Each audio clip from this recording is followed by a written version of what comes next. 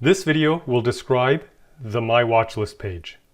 On this page, you can add and keep track of stocks that you're interested in. It's really simple to add or remove stocks from this table. In this example, I will add Walmart to the table.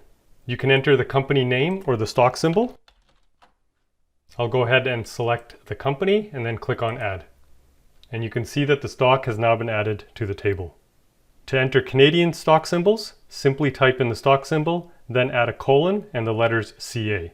When a stock has been added to this page, its My Watchlist icon will turn orange and have a circle around it.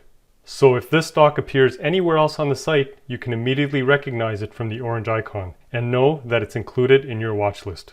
To remove a stock from this table, simply click on the orange icon, Remove from My Watchlist. And you can see that the stock has now been removed. You can also add a stock to this page from any stock table in the site. Let me show you how to do this from the top ranked page. Let's say I'm interested in this company located right here. I can simply click on the My Watchlist icon and the stock will automatically appear in the My Watchlist page. On any stock table on this site, you can always click on a company name to see the company's stock data page. On that page, you will find more details about the stock, a company description, see the stock graph, and view the company's historical data. The question marks located here will show you the rule definition for each of the rules in the SI criteria. And any value that fails a rule will be shown in bold and its cell will also be highlighted. The Simply Investing platform provides you with the ability to customize exactly how you would like to see the data. You can hide columns by clicking on the red X here. You can sort columns from high to low or from low to high by clicking on the arrow located here.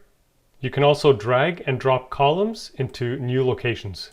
To make more room on the screen, you can minimize the side menu by clicking here, and you can collapse the description box by clicking here. By default, the table is only showing 14 columns. However, you can use filters by clicking here to display and filter on more than 120 different columns. And you can filter even further on each individual column.